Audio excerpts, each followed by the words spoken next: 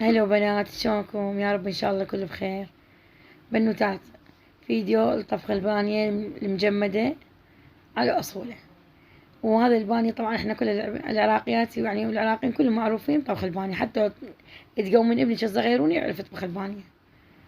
بس أنا حبيت هالفيديو أنشره بقناة، يعني بتعليق أجزة الوحدة من الخليج، كل ما تطبخ البانية وقالت هاي على الطريقة العراقية.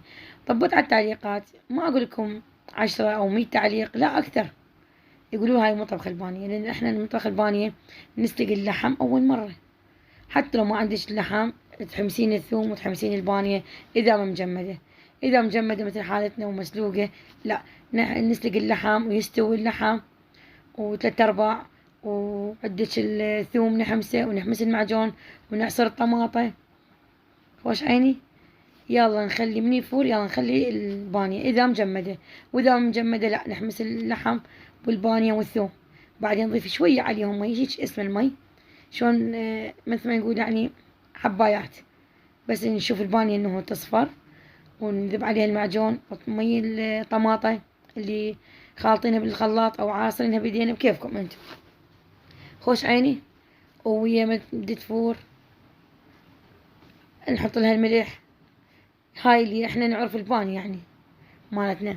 هسه هنا بدأت تفور عندنا، نحط المجمدة من يفور المعجون مرة ومرتين، يلا، ونضيف بعدين الملح. وقلنا إذا ما مجمدة نفس الحالة تنحمس وينضاف لها المعجون ومية طماطة، وهم من تفور نذب لها الملح. وبعدين نشوفها تستوي، ننصيها ونخليها تتهدر لحد ما يصطوف الدهن مالت الطبخة مالتنا وتموع البانية موع. المرة الله يستر عليها شو مسوية، تحط المعجون وتحط البانية هي خضرة بدون لا تقلم البانية، بدون ما تحمسها، هي تطلع البانية زرقة، يعني حتى مو خضرة زرقة، يعني ما أدري شنو من طبخة ما أعرف.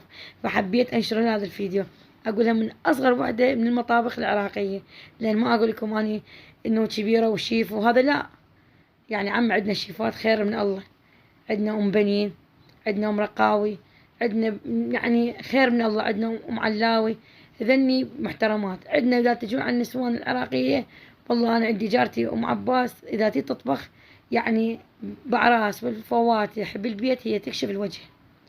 عندنا خير من الله نسواننا كلهم وشبابنا وبنوتاتنا بطبخ البانية. فهذا طبخ البانية يا حبيبتي، مو طبخ البانية اللي تطبخينها وتطلع لونها حتى ينقلب من خضراء إلى زرقاء. ترى ماكو حكي، ينحط اللحم بدون لا سلق لا شي، تنحط البانية عليه ونحط المي، تنحط المعجون وتنحمس الطماطة. ماكو هاي بالطبخ العراقية، بهذا الطبخ العراقيين.